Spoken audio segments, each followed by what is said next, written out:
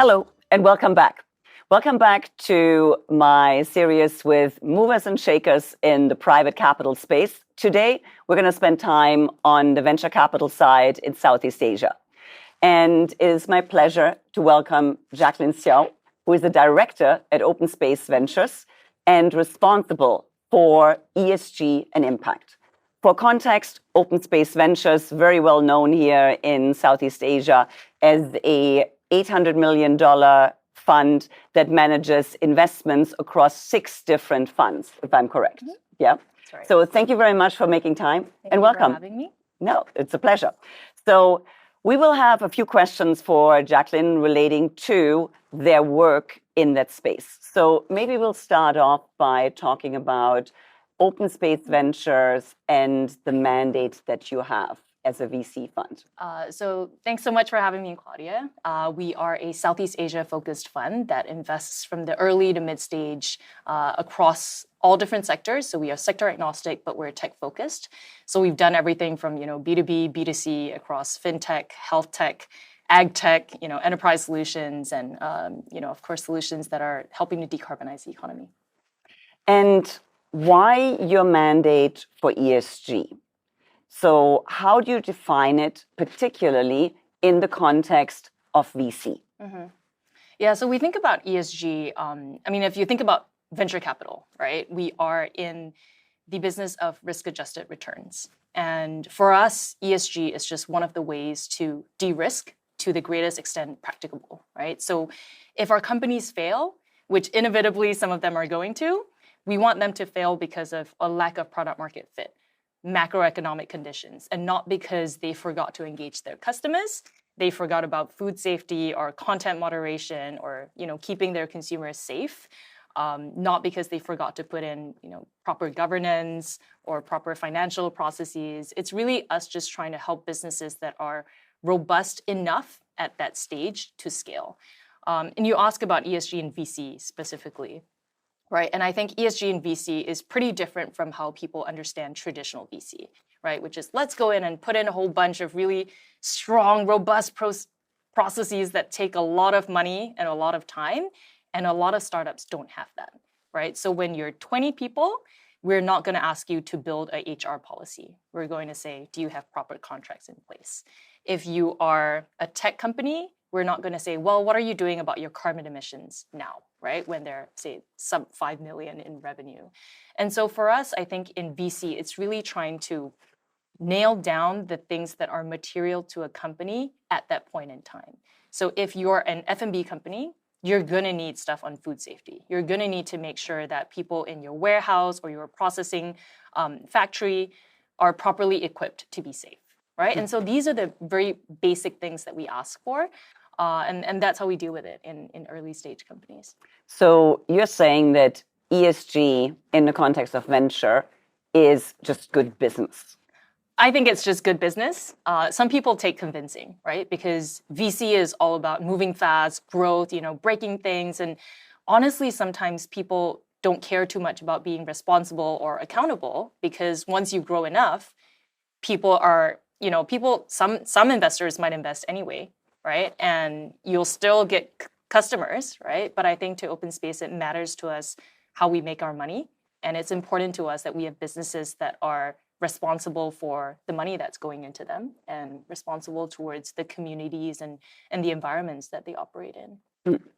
And how has ESG in the VC space in Southeast Asia changed since you started, I think about 4 years ago, to put that lens across your investments? Yeah, that's a great question, right? So I started in 2020.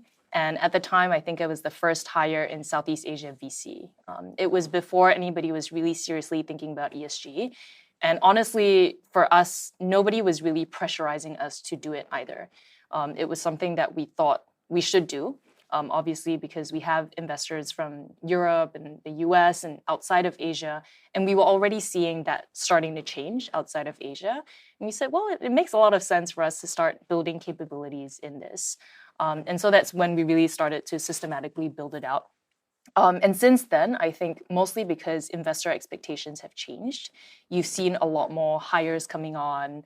A lot of VCs are now releasing sustainability reports as well, and including ESG into their diligence, which is fantastic for us because it takes a lot less for us now to persuade companies that they need to start looking at this from the point of diligence and post-investment into monitoring as well. So you like from your startups to see some comments on sustainability and ESG in their pitch deck. If I come and pitch to you, that would be nice, right? If I would have that in there. Yes. It would be nice if you did it right? Okay. We don't just want kind of little SDG boxes or we have a nice CSR program. We want to know what you're actually doing that's foundational to your business and core to the way that you operate. That's super. Can you share with us maybe one or two examples of portfolio companies just to put a little bit of color onto the concept of ESG in the VC space? Yeah. So maybe I'll start with a medtech company that we invested in a couple of years back. And what I found interesting is that this company is very much a tech company, right? So its business is in basically predicting and preventing cardiovascular events after an inpatient cardio event.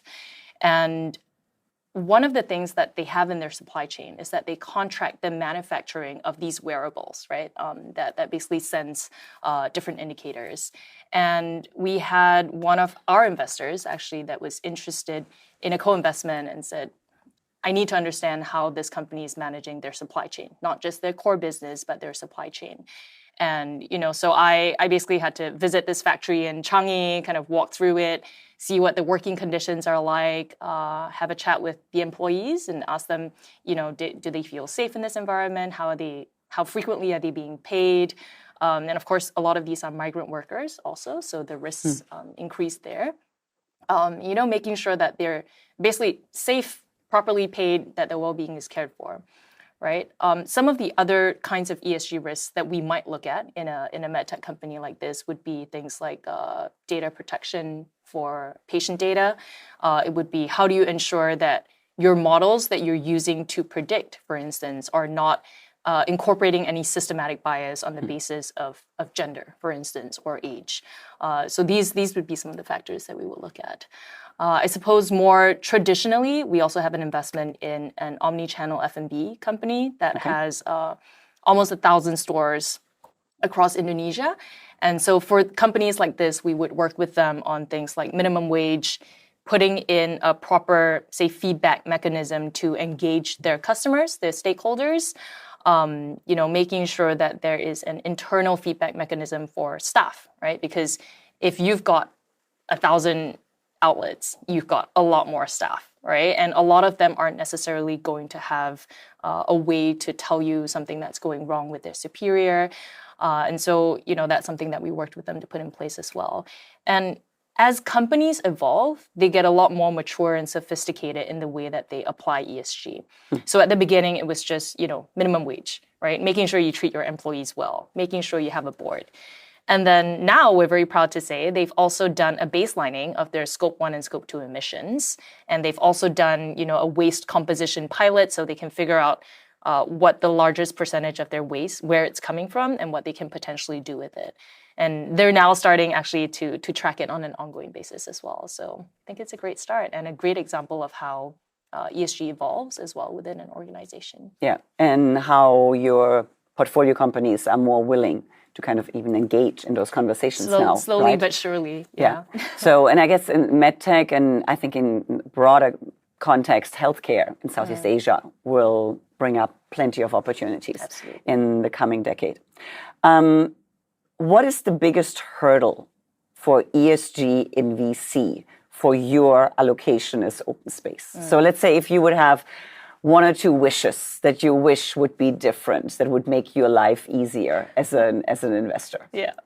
Well, I wish I didn't have to explain what ESG was. I know I said it's grown quite a bit, but there are still times where, before ESG diligence and before we kind of send over the checklist of questions, we have a briefing session on what is ESG and why should you care even as a startup. And, for instance, the MedTech example that I shared, right? When I went to the factory and I opened up this questionnaire on modern slavery, right? And this is, an older, kind of boss of the business, and he said, there are no slaves here, right? And so I think there's a lot going on in terms of educating people and what it means to really kind of care about your employees, care about the environment to the extent that it makes sense for your business.